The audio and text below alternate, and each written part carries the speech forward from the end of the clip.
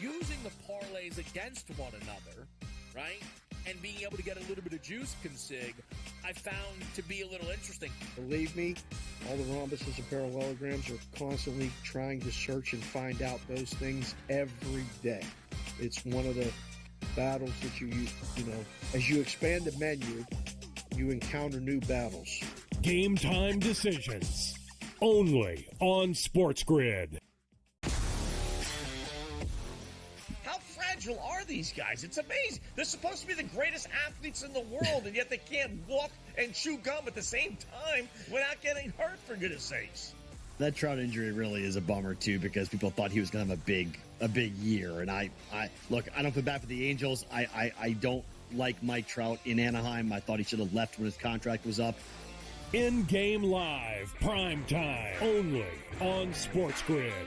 With the onset of NIL and the transfer portal, it is allowing players to develop further in college, and guys that would maybe be stuck on the bench at a power program and not have as much shine are having the ability to find themselves in the spotlight. Lane Kiffin came out and said we need to get bigger and more physical in terms of the offensive defensive lines, and that's why he went out and recruited that talent. Inside the transfer portal, only on SportsGrid. And now you have to qualify in these majors. You got to go do it, man. Like, and it just comes off really petty to sit up there and be like, I'm not. You know what you signed up for. So I don't like the pettiness. And I 100% think Taylor Gooch should be in the major championships. Mm-hmm. So in the same note, I'm saying this, but also it's like, hey, this is the world in which we live in right now, and you don't deserve anything. Only on SportsGrid.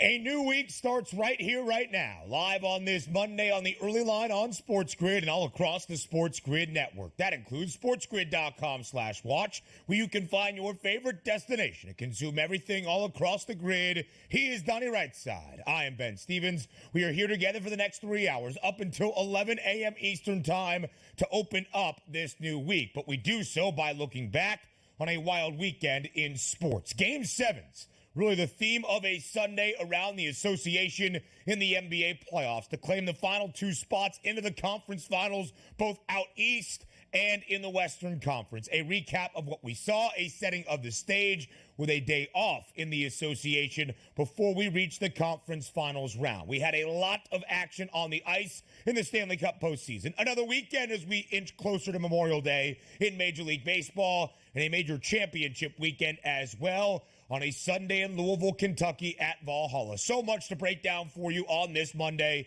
DRS, hello. Hope you had a lovely weekend. Had a fantastic weekend overall, and how about that? Game 7 madness yesterday as the road teams took advantage. We'll talk about the Pacers. We'll talk about the Timberwolves and how they got the job done, and also what's next for both of those teams. And also, sometimes all we ask for in major championship golf is give me an exciting back nine. Make it matter until the final hole, and we got exactly that on the PGA Championship at Valhalla on a pristine, beautiful day down there where everybody was flying darts at the pins. So much fun to watch. And Xander Schauffele, Mr. Top 10, Mr. Top 5, now number 1. Why? Finally picked up that victory. Love it. Now, Mr. Major indeed. You had to go low in Louisville. We'll recap what happened in the 2024 PGA Championship. But first, we start with the doubleheader of Game 7s yesterday in the NBA postseason. We go to the nightcap in the Mile High City at the home of the reigning NBA champs, the Denver Nuggets, where home floor advantage in a winner-take-all Game 7 DRS is supposed to be the ultimate prize. It was not yesterday on a Sunday in the association. Minnesota completes a historic Game 7 comeback, down by as many as 20 points against Denver, down by 15 at the break. The T-Wolves rally in the second half and in the fourth quarter to win game number 7 in the second round set, 4-3, 98-90 in game number 7. Minnesota wins outright as a 4.5-point road underdog, and being down 15 at the break, DRS, the largest halftime deficit to be overcome in a game 7 in NBA postseason history.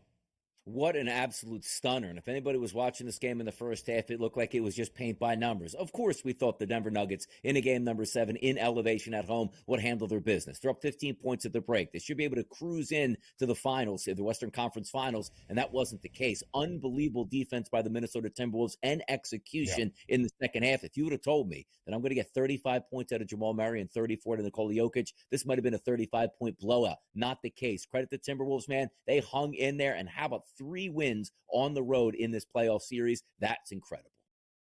3 wins on the road in this playoff series. They won both in the opening round against Phoenix. Minnesota away from home, and as an underdog, both 5-2 straight up in this postseason. 5-1, excuse me, straight up and against the spread in the postseason. And because of what we saw on a Saturday night in Dallas, the Mavericks storming back late as well against Oklahoma City, Dallas on to the Western Conference Finals. It is a matchup between the Minnesota Timberwolves, who now have home court advantage against the Mavericks. Minnesota booked as a -180 favorite, an odds-on -180 favorite to win the West. Now to the Eastern Conference. Game 7 inside the world's most famous arena, that being the Mecca, Madison Square Garden. The New York Knicks, shorthanded as they have been throughout this playoff run, but still booked as a 2.5-point home favorite. OG Anunoby, even with the left hamstring strain, gave it a go, but only played about 5 minutes. Josh Hart was banged up, and then Jalen Brunson, the biggest blow of all, at the end of the third quarter, leaves the game with a fractured left hand. And shorthanded, there was only so much New York could do. The Indiana Pacers triumphant on the road in Game 7, doing what the Pacers do best. That's up-tempo basketball with a fast pace, living up to their name and scoring 130. 130-109 for Indiana behind a historic shooting performance in an NBA playoff game, Game 7 inside the Garden. They couldn't miss. They absolutely couldn't miss. 67% as a team. That's incredible for the Pacers. Not only to do that in the playoffs, but to do that in a Game 7 and on the road. You're not supposed to do that. Now, they handled their business, and rightfully so, but you saw the New York Knicks, the attrition just wearing down. Game number 6, more injuries piling up. How would that turn into game number 7, where you saw OG Anunoby coming back? We talked about his hamstring injury during this series, and I said there's no doubt about it. He was going to miss games 3, 4, 5, and probably 6, but we are athletes and also that we want to win and be there for our teammates. He only played 5 minutes. You saw he wasn't ready to come back and probably needed at least another couple weeks on that hamstring. But guys want to be out there with their teammates in those biggest moments. Credit him, scored 5 points, which just certainly couldn't give up enough. And then Brunson goes down. You knew it was the end of the road. By the way, shout out Dante DiVincenzo. 39 points in a losing effort, man. 9 made 3-point shots out of 15. It just wasn't enough. Why? The Knicks weren't deep enough here. Sooner or later, those injuries are going to catch up. They finally did for the Knicks. And on the other side, all the credit offensively to Indiana, the NBA's best offensive team throughout the regular season and here in the playoffs as well. Every starter scores in double figures. Every starter with at least 17, led by Tyrese Halliburton, who had a team-high 26 points. In the opening half, Indiana scored 70 inside Madison Square Garden on 76% shooting, the best first-half shooting percentage for a team from the field in the last 25 years in the NBA postseason. It's about winning titles, and Indiana on to the Eastern Conference Finals to take on the Boston Celtics. Same story in the world of golf this weekend at the 2024 PGA Championship, the second major of the year in golf, and you had to go low in Louisville. Everybody firing for the top. But at the end of it all, for the first time in his career, Xander Schauffele is a major champion. A moment that every young golfer dreams of, DRS. A birdie putt on his 18th and final hole, his 72nd and final hole of a 4-round tournament to win a major championship. And Schauffele drains it. 21 under par, the final score. Xander Schauffele, a major champion for the first time in his career, entered Valhalla this week with the third best price to win the PGA Championship at 14-1. He cashes that ticket. Tremendous all the way through yesterday, right down to the final moment on the 18th. I can't imagine, like, again, these guys are used to playing in front of big crowds. He's been in many major championships, but not to win one just yet, knowing you're pulling up to a par 5, a gettable hole, that you absolutely need a birdie to win this tournament, and does it perfect. The driver was okay. Second shot layup, third shot in, and then he obviously saw that beautiful putt here that just went around. It was like, oh my goodness, man, what a way to win it. Schauffele was tremendous. Minus 21 in a major. That's absolutely incredible.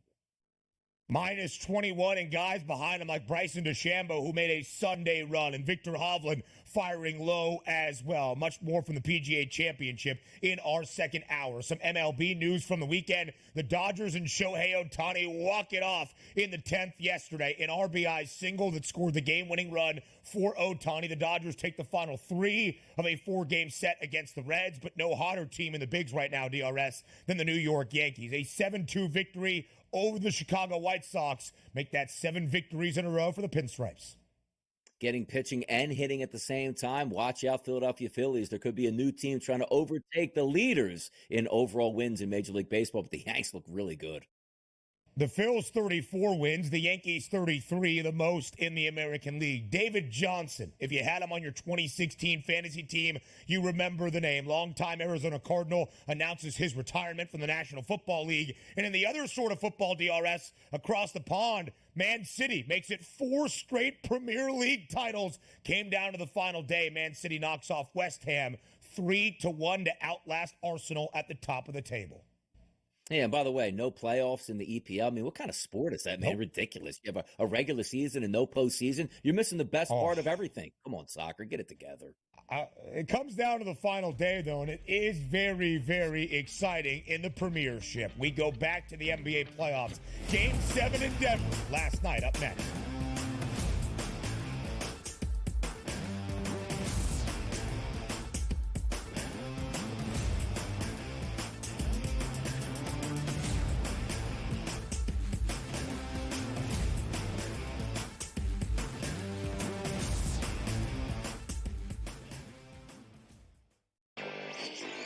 A surprise winner on the PGA Tour. Taylor Pendrith ends up winning his first PGA Tour win. He was pretty darn lucky to win. Ben Coles should have won that tournament. Also seeking his first PGA Tour victory, he went into the 18th hole, the easiest hole on the golf course, with a one-shot lead, and he was there in 2, just less than 30 feet from the cup. Newswire, only on SportsGrid. The Bostonian versus the Book. Do Leafs fans stop watching hockey now, or do they root for other Canadian teams, Cam? No, I'm not a proponent of that, and it's actually kind of bothered me that, like, all the people in Toronto are kind of like, oh, now I'm going to cheer for the Oilers. Like, why? What was your affiliation with the Oilers? Like, Canucks still exist. Like, I don't lose automatically and say, yeah, I'm going to cheer for the Ottawa Senators because they're Canadian. No, I cheer for my bad team. The Bostonian versus the Book. A lot of books, and outside of the New York area, the Canes are actually favored in Game 1 of this series. I'm seeing it right now. I'm looking. I see a minus 115 Canes, Rangers minus 105. I like the 6 and 7 games prop, like I took with Boston, Toronto, which we now know is going to cash. I think it's got a chance to go the distance. It's going to be a long, tough, close series. Sports Rage Late Night, only on SportsGrid. The Cam Rising stuff last year with Utah, 3 months of pretending he was questionable with a torn ACL, ridiculous. It's a lot of gray right now when it comes to this stuff, and we really are. When people say we're in like the second or third inning of sports betting, that's why I agree, because there's so many of those situations that are very, very difficult to explain to a novice. Game time decisions, only on SportsGrid.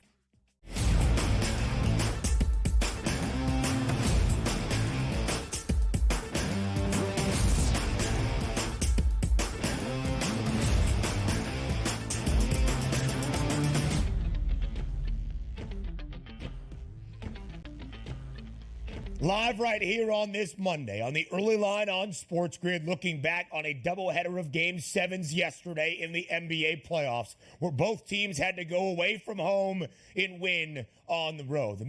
Timberwolves complete a historic comeback in the second half. The T-Wolves down by as many as 20 against the Denver Nuggets at certain points in the opening half, down by 15 at the break, come all the way back to win 98-90 over the reigning champs, ending the title defense for Denver. Entering yesterday, DRS, in Game 7s in the history of the NBA postseason, the largest halftime deficit overcome was 11 points. Minnesota now etches its name in the history books, down by 15 at the break, 53-38 to storm all the way back on the road in the Mile High City at the home of the reigning champs to send the Denver Nuggets packing in advance to the Western Conference Finals. 98-90 again. The T-Wolves winning outright as a 4.5-point underdog. A total that closed as an even 200 stays under the number.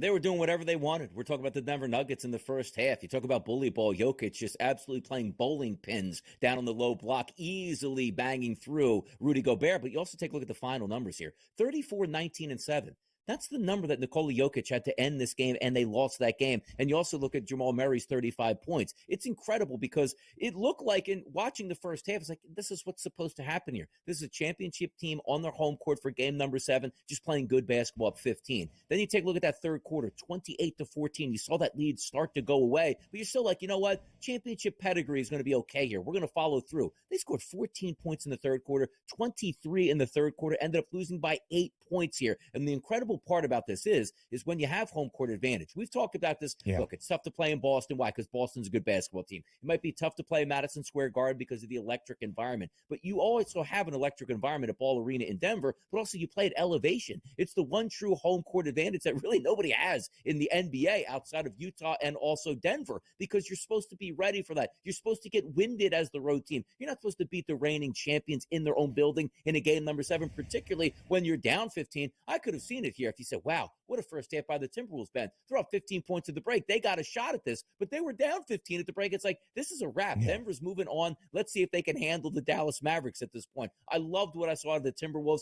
and I shouldn't be surprised by this, but I am. Why? No. Take a look at the box score here. Anthony Edwards, 6 of 24 from the floor, and they won this basketball game. You don't understand how important that is, where you don't need your all-time superstar to provide a 40-point effort and still get a victory in a game number 7 in Denver. Minnesota, my goodness, what's next for them? We know it's the Mavericks, but so impressive, Ben.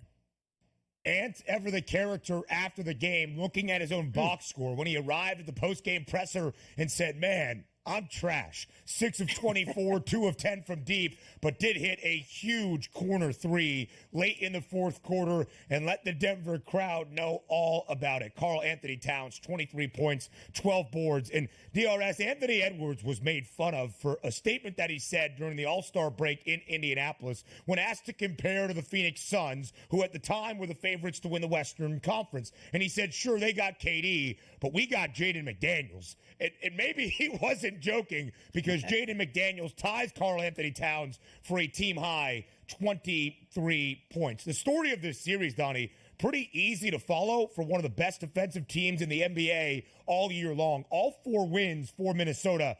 Total stays under. All 3 wins for Denver. Total went over. The Nuggets did not reach 100 in this game against the T-Wolves. In any of the 4 losses, Denver did not get to the century mark against the Timberwolves. And whatever the second half adjustments on the defensive side of the floor were made by Chris Finch, they paid off. Denver was getting everything they wanted in the opening half, and then it became very stagnant and stale, resulting in a lot of heaves from deep from Nikola Jokic. And, Donnie, we love to look at the box score and look back and say blanket statements. If you said this, X then resulted. If you were to tell me that Jamal Murray and Nikola Jokic combined for 69 points, where Jamal scored 35 and Jokic had 34 and 19, I would have asked, how many points did Denver win by? How easily did they cover as a 4.5-point favorite at altitude? It's just that nobody else on Denver scored more than 7, and Minnesota prevails. That's incredible. And also, Aaron Gordon, 4 straight games of doing absolutely nothing. We've talked about this, and usually it's the road teams that struggle with this. We know what we're going to get, Ben, out of our superstar players. We have an expectation for that. Now, Jokic expectations are ridiculous, and he did prove 34, 19, and 7. Jamal Murray, 35 points. That's what you're supposed to get. But also, when both of your big guns are having great games, you should be wide open all over the court. You see Aaron Gordon, 2 of 5 from the floor. He only shot 5 times. Michael Porter Jr., 3 of 12 from the field, which included 1 of 6 from three-point range. Take a look at KCP, only chipping in with 5 points. You can't have that. There's a reason why you lose basketball games, because your secondary players do have to step up. And we didn't need 15, 20, or 25 out of Michael Porter Jr. How about 10 points? How about 10 points out of Aaron Gordon? That's not hard to ask for. They weren't able to do it. Only 5 points scored off of the bench. It's incredible, because this game should have played out with those box scores where Minnesota was leading the entire way. But the fact that they're down 20 points in the second half on the road and rose up to victory without their best player in a dominating performance, that really bodes well, because the one thing we don't talk about enough in the NBA is when you play great defense, you always have a chance. In Minnesota last night, great defense. Listen, we will talk about what is next, what the offseason holds for the Nuggets. The reigning champs have their title defense come to a close in the second round. The only defending champ to reach the conference finals the following year, the 2019 Golden State Warriors. But we focus now on Minnesota, a team that Donnie has loved, and frankly, the Timberwolves have backed it up with belief in themselves. We'll look at the odds outlook, what Minnesota has had to overcome from the perspective of the odds makers, but they will enter the Western Conference Finals booked as a minus 180 outright favorite to win that conference crown. In DRS on the road, Minnesota has been unreal this postseason. 5-1, both straight up and against the spread. Booked as an underdog in all 6 road games. They have won outright in their 5 victories. The Timberwolves are not scared of this moment. In fact, it seems Minnesota is eager to seize this time at the top.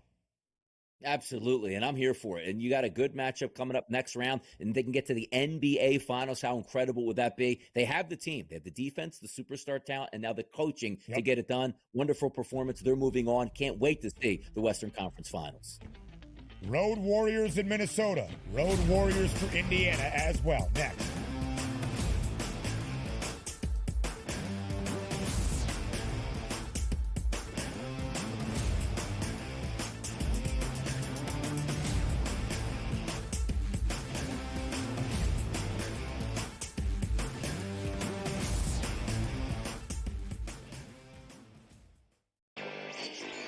A surprise winner on the PGA Tour. Taylor Pendrith ends up winning his first PGA Tour win. He was pretty darn lucky to win. Ben Coles should have won that tournament. Also seeking his first PGA Tour victory, he went into the 18th hole, the easiest hole on the golf course, with a one-shot lead, and he was there in 2, just less than 30 feet from the cup. Newswire, only on SportsGrid. The Bostonian versus the Book. Do Leafs fans stop watching hockey now, or do they root for other Canadian teams, Cam? No, I'm not a proponent of that, and it's actually kind of bothered me that, like, all the people in Toronto are kind of like, oh, now I'm going to cheer for the Oilers. Like, why? What was your affiliation with the Oilers? Like, Canucks still exist. Like, I don't lose automatically and say, yeah, you know, I'm going to cheer for the Ottawa Senators because they're Canadian. No, I cheer for my bats. The Bostonian versus the Book. A lot of books, and outside of the New York area, the Canes are actually favored in Game 1 of this series. I'm seeing it right now. I'm looking. I see a minus 115 Canes, Rangers minus 105. I like the 6 and 7 games prop, like I took with Boston, Toronto, which we now know is going to cash. I think it's got a chance to go the distance. It's going to be a long, tough, close series. Sports Rage Late Night, only on SportsGrid. The Cam Rising stuff last year with Utah, 3 months of pretending he was questionable with a torn ACL, ridiculous. It's a lot of gray right now when it comes to this stuff, and we really are. When people say we're in like the second or third inning of sports betting, that's why I agree, because there's so many of those situations that are very, very difficult to explain to a novice. Game time decisions, only on SportsGrid.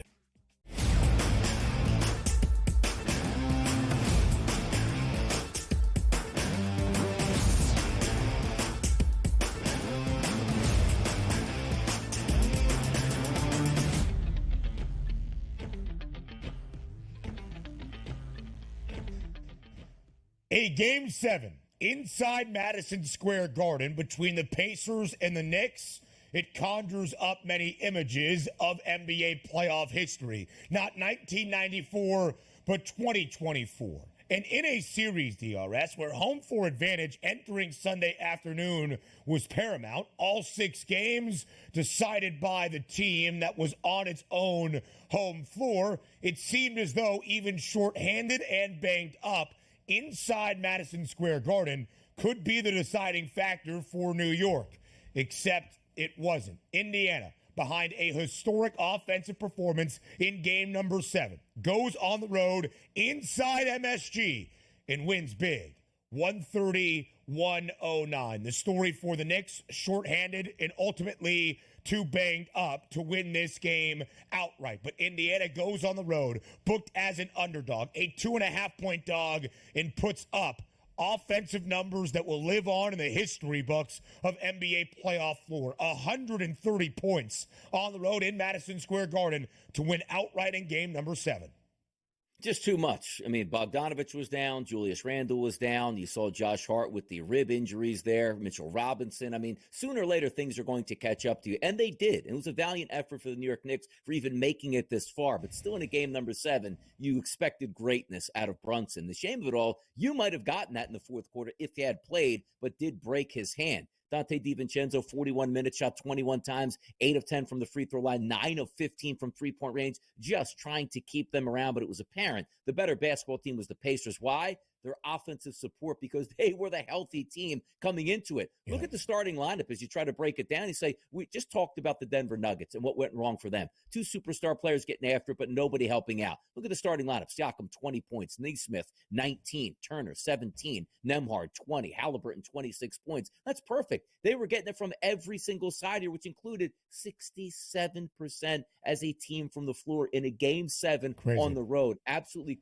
incredible performance out of the Pacers. Now, they're going to move on, and we'll talk more about that Celtics series coming up. But also, the New York Knicks, what could have been for them, right? Because Brunson was on one of those historic turns where I actually thought still, after being up 2-0 and all the injuries came out, even OG Anunoby, I'm like, you know what? The Pacers still have to win 4 out of 5 games here. I don't think they can do it, but credit the Pacers. Injuries or not, you still had to beat the team in their own building, which they were able to do. And quite frankly, going back to game number 5, they got crushed in Madison Square Garden, returned the favor on the Knicks. They move on the Pacers in the Eastern Conference Finals. Indiana on to the Eastern Conference Finals indeed. Indiana scored 70 points in the opening half. Indiana shot 76% from the floor in the first 2 quarters. That's 76% field goal shooting percentage in the opening half. The best we had seen in NBA playoff history in the last 25 years. The Pacers held as large as a 22-point lead in the first half and led by 15 at the break, where we saw a team up by 15 at the half. And unlike what we saw in Denver, where Minnesota came all the way back, now the largest halftime deficit overcome in Game 7 history in the NBA playoffs, the New York Knicks gave it a run early in the third quarter, cutting the deficit to as little as 6 points, but it just was not enough. And again, the story for New York, Jalen Brunson being the cherry on top, but not in a positive way like an ice cream sundae, fracturing his left hand late in the third quarter, did not return. OG Anunoby started Game 7, hit 2 early threes, but was carrying that left hamstring up the floor, did not play again after the opening 5 minutes. And Josh Hart never looked right, DRS, in Game 6 or in Game 7. Alec Burks provided a spark off the bench, but it just wasn't enough for the New York Knicks. But again, Indiana with the historic offensive performance. It's been the story for the Pacers all year, Donnie. We would look at their regular season totals at 245 plus and say that is Indiana basketball, the best offensive team in the regular and in the postseason, and scoring 130 on the road in Game 7. Evidently clear how Indiana wants to win. Yeah, exactly. And that's his push the tempo. And we always wondered how that tempo is going to apply once you got to the playoffs. Now it's starting to kick into gear. And also, you take a look at what they're looking forward to in the next matchup against the Celtics. Hey, maybe you can get out and run and gun. That's two really good offensive teams going toe to toe. We were wondering if the Knicks would make it that far because the rivalry between Boston and New York would certainly be cranked up. But the Indiana Pacers, that's going to be a fun series to bet. A lot of good prop bets out there. And also, where does this leave the Knicks coming into next year as well? Is help on the way? Do they re-sign some guys? Because Jalen Brunson, if he can stay healthy, I mean, that guy's taking his game to another level. The Knicks certainly on the come up here, no doubt about it. Yeah, later in our third hour, we will look at what happens now for the two teams that were just bounced in the second round. But we look forward up next, the NBA title odds here on the Early Line.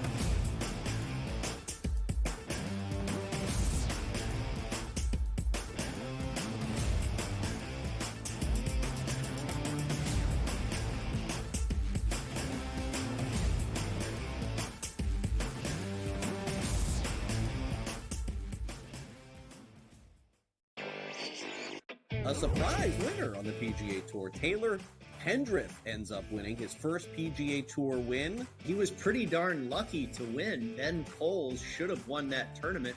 Also seeking his first PGA Tour victory, he went into the 18th hole, the easiest hole on the golf course, with a one-shot lead, and he was there in two, just less than 30 feet from the cup. Newswire, only on SportsGrid.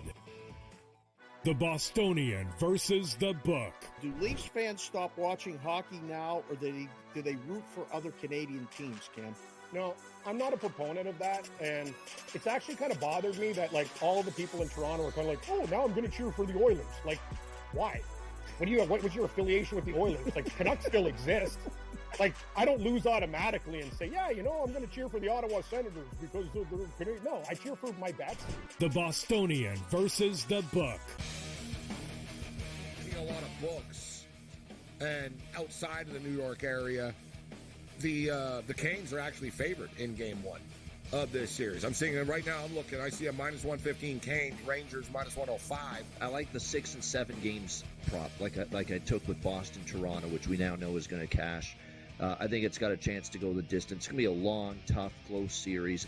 Sports Rage Late Night, only on SportsGrid. The Cam Rising stuff last year with Utah, 3 months of pretending he was questionable with a torn ACL, ridiculous. It's a lot of gray right now when it comes to this stuff, and we really are. When people say we're in like the second or third inning of sports betting, that's why I agree, because there's so many of those situations that are very, very difficult to explain to a novice.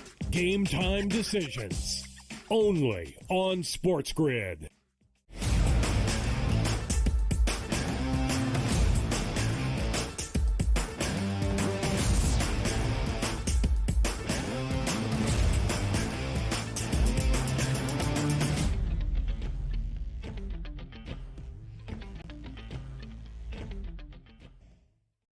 And then there were only four teams remaining in the NBA playoffs. Now on to the conference finals. In the Eastern Conference, it's the team we all expected to be here all season long, the Boston Celtics, who will host the Indiana Pacers as the Seas have home floor advantage. In the Western Conference, maybe an unlikely matchup. It's the Minnesota Timberwolves and the Dallas Mavericks. Here is how we have reached this point with only four teams remaining at this stage of the NBA postseason. Boston and Indiana on one side. On the other, it's Dallas and Minnesota. And this is what we expected. We thought the Denver Nuggets would be in this spot here. And also, just taking a look overall at the numbers at the FanDuel Sportsbook to win the NBA championship, you see the Celtics price getting a little bit deeper there at minus 160. I do that's a direct correlation here to the Denver Nuggets actually not making it into the Western Conference Finals as the NBA champions from last year. That might have been maybe the toughest effort that you would get. Now, granted, we're not taking anything away from the Minnesota Timberwolves. They were better than the Nuggets. Why? Because they just beat the Nuggets in a 7-game series. But I just think that pedigree of heading into the NBA Finals, where the Boston Celtics over the past couple of years have had a lot of success getting to at least the Eastern Conference Finals, but not over the top. Now, if you're taking a look at the finals, let's just say it is the Dallas Mavericks and or the Timberwolves. We're not looking at either one of those teams like, Dallas, you know what I mean? 5 out of 6 times in the finals, 2 championships here, or even the Minnesota Timberwolves. So now you're looking as the veteran team is the Boston Celtics with championships, because the other 3 teams that are fighting with them, all in the same boat right now. So I do believe the Boston Celtics is priced correctly at the minus 160. And again, that's not taking anything away from me on the Minnesota Timberwolves. The Celtics, through most of this second round, the conference semifinal series, were booked around a minus 130, minus 140 odds-on favorite. Getting into this second round, even at times in the opening round with the carnage in the Eastern Conference, Boston flipped to minus money, an odds-on favorite to win the NBA title. Now minus 160 because of the perceived weakness on the other side. The top seed in the conference, Oklahoma City, ousted by the Dallas Mavericks, the Minnesota Timberwolves, of course, knocking out the reigning NBA champs, the Denver Nuggets, who through a good majority of the season, DRS, were booked as that other. When you looked at either an NBA championship series exact matchup or just who were the favorites in either conference, it was Boston and Denver. Boston versus Denver in a potential NBA Finals. Now the Nuggets are no longer there. And when you look at the Eastern Conference title odds, you even paint a further path to the NBA championship odds. But really, for Boston, Donnie, as a minus 1250, minus 1250, hefty outright favorite to win the Eastern Conference crown in a best-of-7 series against Indiana, that minus 160 price is only an indication that either of these 2 teams, Minnesota or Dallas on the other side, is by far Boston's best test, because you see the Eastern Conference title odds for the Eastern Conference Finals. Minus 1250 is the number in favor of the C's, who, oh, by the way, were minus 1250 before game number 1 of the second round against Cleveland, minus 1,500, if not greater than that, entering round number 1 against the Miami Heat. Probably greater than that, closer to minus 5,000, after we got the official confirmation that Jimmy Butler would not play in that opening round set. Yeah, you take a look at the pathway towards an NBA Finals. Not even talk about winning it, Ben, for the Boston Celtics, but it seems to be one of the easier ones we've seen, at least over the past 20 years. Now, also, how does that play out? Now, if you equate it to football terms, right, in college football, you play in a weak division, let's just say the ACC. You run through that division and that conference all the way through the season when you have teams like in the SEC getting battle-tested, having adversity on week to week, meaning you need late scoring drives to beat football teams. The reason I'm bringing that up is we haven't seen that of the Boston Celtics. You got an injured Miami Heat team. Yeah, they surprised them in game number 2, but then wiped them off the court. Same thing with Cleveland, surprising game number 2, then wiped them off the court. We're expecting them to wipe the Pacers off the court. Now, granted, coming into the series, the Pacers aren't banged up and injured. Like, you weren't getting a hobbled Cleveland team and a hobbled Miami Heat team from what you have in those first 2 series. You're not getting that with the Pacers. They're going to be healthy for this one. That price is crazy at minus 1250. But hear me out on this. Let's just say, again, the Boston Celtics win this series in 5 games, which is probably the favorite at this point. Win 2 in Boston. We'll split out there in Indiana. We'll come home for game number 5 and get a victory, as you see up there on the graphic, 5 games at a plus 155 price, and that makes some sense. Are we going to penalize the Celtics like, oh, what an easy run? 5 games, 5 games, 5 games. When you take a look at the Western Conference, where these teams are going to 6 and 7 games with absolute wars, and we don't even know how the Western Conference Finals are going to turn out. That's something to look at here, but also there's something to be said for the Boston Celtics not having that wear and tear. Those high leverage situations aren't there, so they're not stressed out as if the other teams in the Western Conference just taking a deep breath when they get to the finals, like, man, that was a tough run, when the Celtics are rested and ready. Yeah, listen, there's going to be those narratives already starting to build, because also whoever they face from the West, it's not the reigning champs, the Denver Nuggets. It would be the first NBA Finals appearance in a very long time for either Minnesota or Dallas more recently. But really the story here is Boston having the championship pedigree of these 4 organizations now on to the conference finals round. Boston, of course, one of the most historic organizations in the history of the National Basketball Association. 17 NBA titles, but none since 2008. Only 1 in this current millennium. That was 2008. Only 1 since 1986. Also 2008. For a Celtics team that has reached the Eastern Conference Finals 3 consecutive seasons in 4 of the previous 5 NBA years, now is the time to make good on what was expected. And frankly, Donnie, it was expected. The story entering this year was the Big Four, the two teams from the Eastern Conference, Boston and Milwaukee, co-favorites to win the NBA championship, and the other two from the Western Conference right behind, the Nuggets and the Suns. Boston, the only team of the Big Four to even reach the conference finals round, because the Celtics before the year, plus 380 to win the NBA title, plus 120 at the start of the postseason, and now minus 160. Favored all along. You can see how the odds have moved for the other three teams reaching this stage. Indiana 260 to 1 before the year got started. Now 26 to 1 because they match up against the Celtics. Minnesota 55 to 1, 16th of 30 NBA teams before the year got started, even tied for the 7th best price because they were an underdog in their opening round series ever so slightly against Phoenix. And the Dallas Mavericks, actually a pretty good price entering the postseason at 16 to 1, top 5 number to win the NBA championship, but now no longer the favorites to win the Western Conference crown. That's the Timberwolves, who have home floor advantage. Yeah, these prices I think are correct too, because you have to take a look at the Celtics being the prohibitive favorite. Why? Because they have the easiest path to get to the NBA Finals, hence a minus 160 price to win it all. You take a look at the Timberwolves at a plus 280 price. They got a formidable opponent coming up here in the Dallas Mavericks, who are a 5 to 1 price to win the NBA championship. So still a lot of ways to go, but I do think that Celtics price that you're looking at now is, if we think it's going to be so easy to get by the Pacers, that does make some sense, because again, you're going to line up in the finals. You're going to have home court advantage. And also, it is to your advantage, if you're the Celtics, to put away the Pacers as quickly as possible. And also keep in mind here, we love what we see out of the Celtics on the court, and we're still waiting for Kristaps Porzingis to get back into the equation. Right. And he still might be sitting out games 1 and 2, which tells you how devastating some of these calf/hamstring injuries can actually be in the time that you're going to miss. But granted, you're not the Boston Celtics. We don't need to see Kristaps Porzingis hobbling up and down the basketball court like we saw OG Anunoby because of a must-win game number 7. They're afforded. They can rest him extra time. And if you do think they easily dispatch of the Pacers, why even bring him back for the series if you don't need him? Make sure he's 100% by the time you get to the NBA Finals. That's probably the goal here. So because you're that good being the Celtics and is such a heavy favorite, you could be afforded that chance to rest your superstar player in Kristaps Porzingis.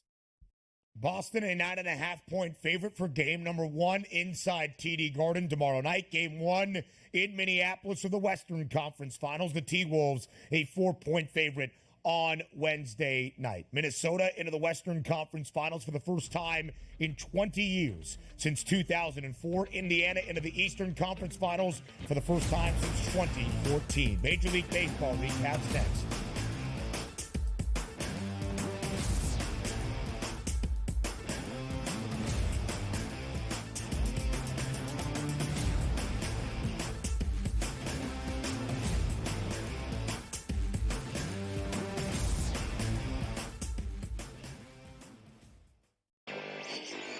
A surprise winner on the PGA Tour. Taylor Pendrith ends up winning his first PGA Tour win. He was pretty darn lucky to win. Ben Coles should have won that tournament.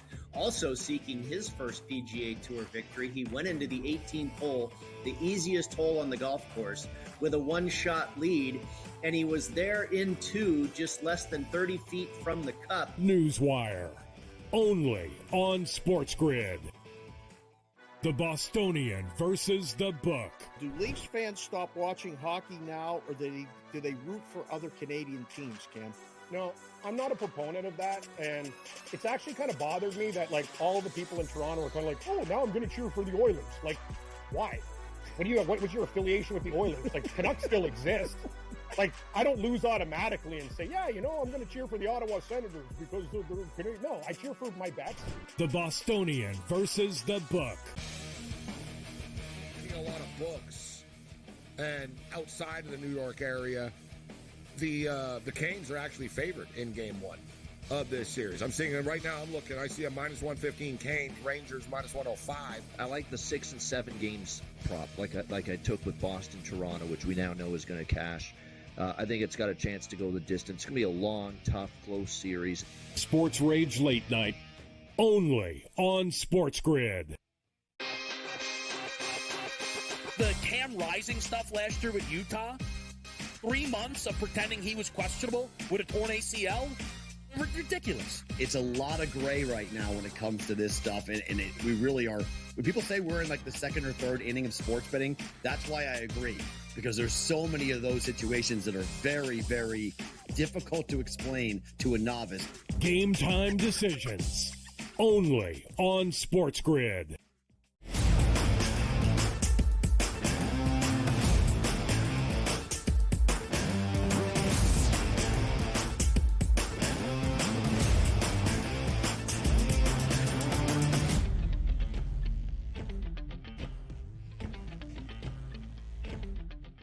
This upcoming weekend is going to be fantastic. It's Memorial Day weekend. It's a holiday weekend, the unofficial start to the summer on the calendar. That means you're going to be outside. You're going to be barbecuing. If your name is Donnie Rightside, maybe you're smoking a stove with a nice glass of whiskey in the backyard. I guess whiskey is done now with the fasting and all of that. But it may be a nice stove on the back porch enjoying the good weather. I also bring up Memorial Day, Donnie, because it's a big weekend in the baseball calendar. It's the unofficial point in a Major League Baseball season where we get the teams that are truly going to have a positive outlook, and maybe even if a team has been disappointing to start, they alter their vision for the rest of the 2024 Major League Baseball season. So everything that happens in this week leading up to it maybe adds on an additional extra component of significance. We look back on this previous weekend around Major League Baseball, where the hottest team in the bigs, winners of 7 in a row, the New York Yankees. And speaking of 7 runs yesterday for the Yanks as they knock off the White Sox to complete the sweep, 7-2. Great, you beat the worst team in Major League Baseball, and you win 7-2, and you came back a little bit because Chicago got out to an early lead early on yesterday up in the Bronx. But New York is looking the part of a true pennant and World Series contender. 7-2 yesterday, 7 straight wins for the Yanks, led behind the resurgence of Aaron Judge as well. 16-6 at home now for the Bronx Bombers. They were flexing on them yesterday as Chris flexed on them with 4 innings, 8 hits, 7 earned runs, 4 Ks, and 1 walk. And Soto, who was the hero of the day previous, didn't even get a base hit yesterday, and it didn't matter because Aaron Judge and also Birdie with 3 RBIs, including 1 home run in that game for an easy victory. Carlos Rodon, the much maligned from last year, Carlos Rodon improves now to 5-2 on the season for the Yankees. 6 innings pitched, only 2 earned runs, 6 Ks, allowing 2 walks here. And also keep in mind, we're waiting on Garrett Cole to come back. The latest reports on him, they are looking forward to him facing live batters sooner than later. So if you're getting these type of performances and a 33-15 number without maybe the best pitcher in Major League Baseball expected to come back sooner than later, that's pretty impressive. I like what I see out of New York Yankees in every aspect of their game right now, Ben. 33-15, the record for the Yanks. It is the best in the American League. Those 33 wins, second most in Major League Baseball, only behind DRS's Philadelphia Phillies. But 33-15 for New York. That is the only team in all of the American League with more than 30 wins. And Aaron Judge yesterday, 2-run shot in the 5th inning. On May 4th, Aaron Judge was ejected for the first time in his Major League Baseball career. He was hitting .209 at that point. From that juncture, May 5th and beyond, a .432 batting average, 7 homers, 13 ribbies, and the New York Yankees 11-2 in that span since the beginning of May, just over 2 weeks ago. Aaron Judge is starting to figure it out, and the 2 guys atop the American League MVP odds both play in the Bronx. Juan Soto, newly acquired, plus 260. Aaron Judge, just over $1 behind at plus 380.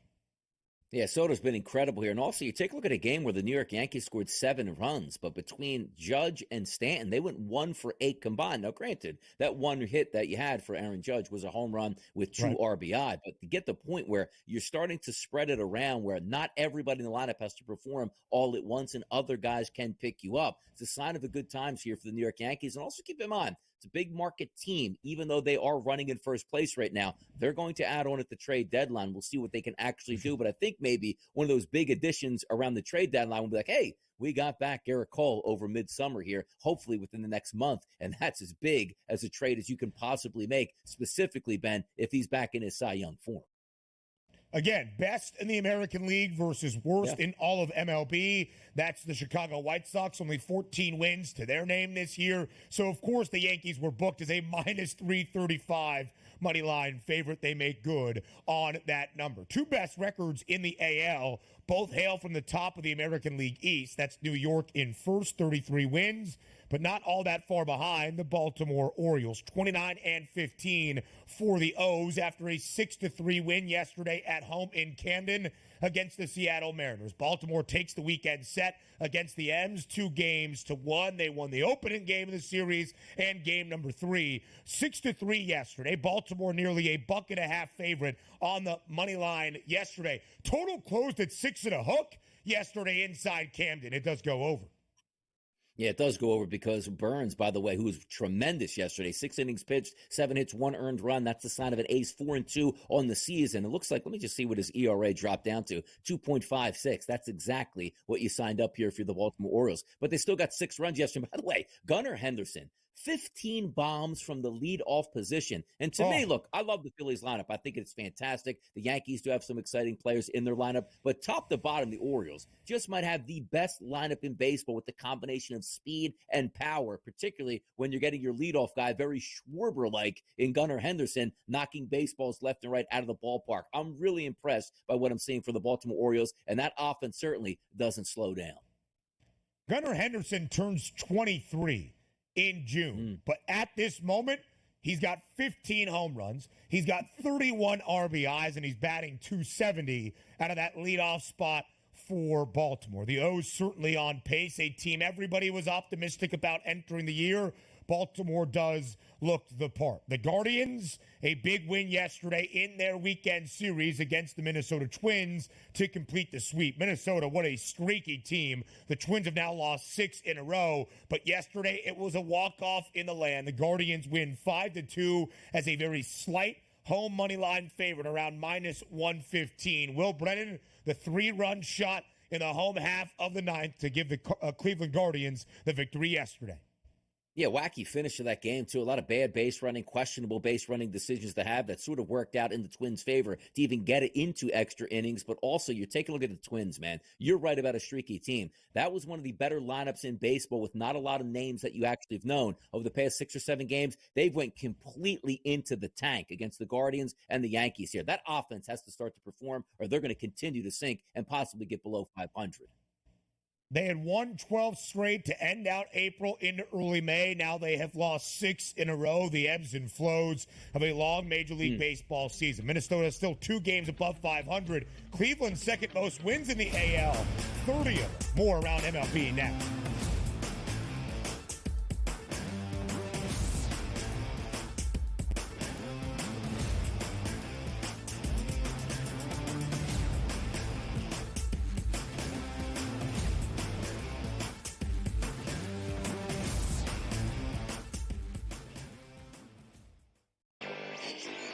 A surprise winner on the PGA Tour. Taylor Pendrith ends up winning his first PGA Tour win. He was pretty darn lucky to win. Ben Coles should have won that tournament.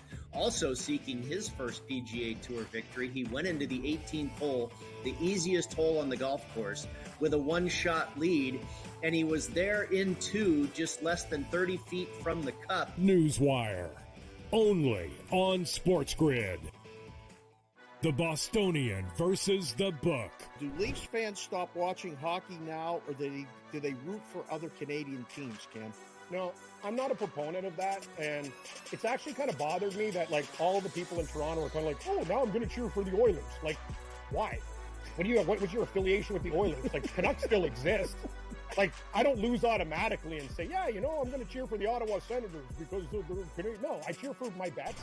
The Bostonian versus the Book. A lot of books, and outside of the New York area, the Canes are actually favored in Game 1 of this series. I'm seeing it right now. I'm looking. I see a minus 115 Canes, Rangers minus 105. I like the 6 and 7 games prop, like I took with Boston, Toronto, which we now know is going to cash. I think it's got a chance to go the distance. It's going to be a long, tough, close series. Sports Rage Late Night, only on SportsGrid. The Cam Rising stuff last year with Utah, 3 months of pretending he was questionable with a torn ACL, ridiculous. It's a lot of gray right now when it comes to this stuff, and we really are. When people say we're in like the second or third inning of sports betting, that's why I agree, because there's so many of those situations that are very, very difficult to explain to a novice. Game time decisions, only on SportsGrid.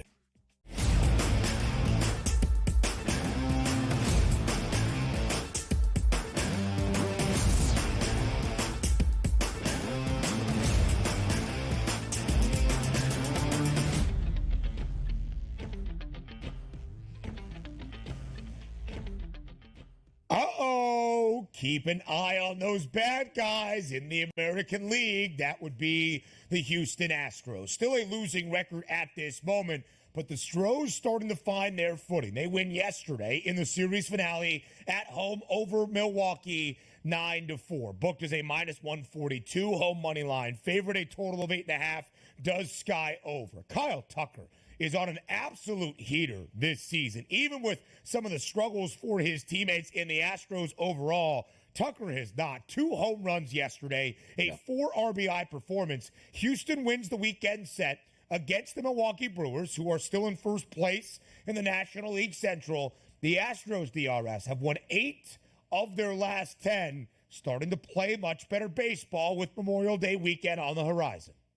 Yes, they are. And also, when you're picking up wins with Arrighetti on the mound, who went 6 1/3 innings pitched with 4 earned runs, probably seemed like a miracle that he got that far, lowering his ERA to 7.16 on the season. You'll take those wins any time that you can get them. And you're right about that. Look at the beginning of that lineup. Altuve, 307 on the season. He ends up going 1 for 5 yesterday, but that one hit was a home run. Kyle Tucker, 2 hits yesterday. Both of those were home runs. He's now hitting 287. This lineup is starting to wake up here. Pena at shortstop, great young player, 328 now on the season. And even Singleton, in hit or miss off the bench playing first base yesterday, comes through with 2 base hits and also 2 RBI. It's one of those lineups that we were waiting to come around, and maybe they're actually doing that now. But also, we're waiting for the pitching staff to come around, stacking those wins up while, again, nobody can run away with the West right now in the AL, and that's going to help the Houston Astros out. 5 games under 500. Still a bad opening to the season, but there are some rays of sunlight poking through here with each series that they've been winning over the past couple weeks.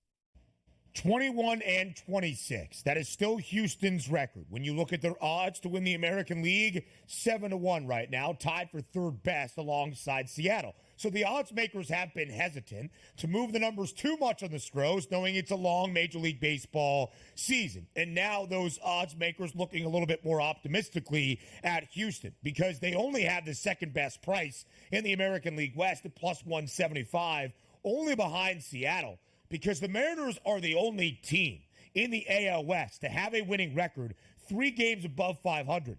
That's it. The reigning World Series champs, the Rangers, and even 500 now at 24-24. Sunday night baseball last night in the ATL. Washed out on Saturday. Actually, only 1 game so far in this set. Entering last night, the Padres and the Braves will play a doubleheader on this Monday to round out this 4-game set. But last night on Sunday night baseball, it was the Padres in a big, big way. 9-1 the victory for San Diego. You look offensively at this lineup, and there is so much to love. But yesterday on the bump, a gem from Yu Darvish. 7 innings of shutout work, only 2 hits allowed to Atlanta. On the other side, 9 strikeouts as the Padres win outright as a slight money line underdog in the ATL, +102 the number.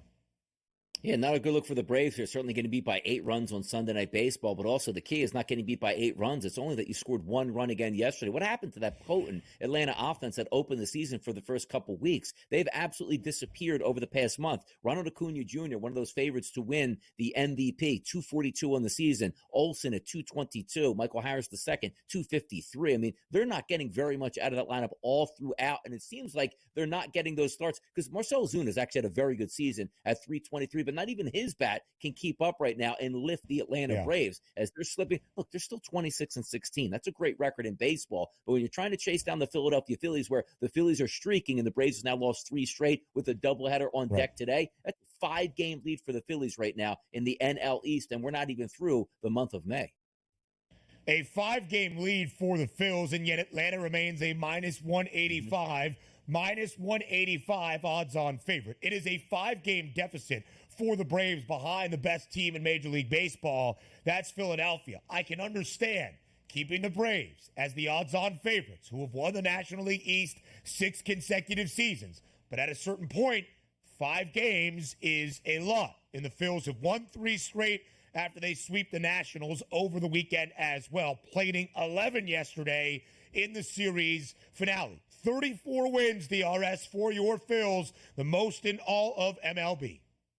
Yeah, Bohm had 5 RBI yesterday. I believe he leads the league in RBI now, which is incredible when you think about the superstar players that they have on the roster. And keep in mind also, Trey Turner, who is red hot, has been out of the lineup for a couple weeks. Guys like Cody Clemens stepping to the plate with big home runs late in games and even had a big game yesterday here. Everything going right for the Phillies. And for the people out there, they're not playing anybody good. It's hard for anybody to be good when the Phillies sweep every single series. Of course they're playing teams under 500. Say it, DRS. Hour 2 comes your way up next.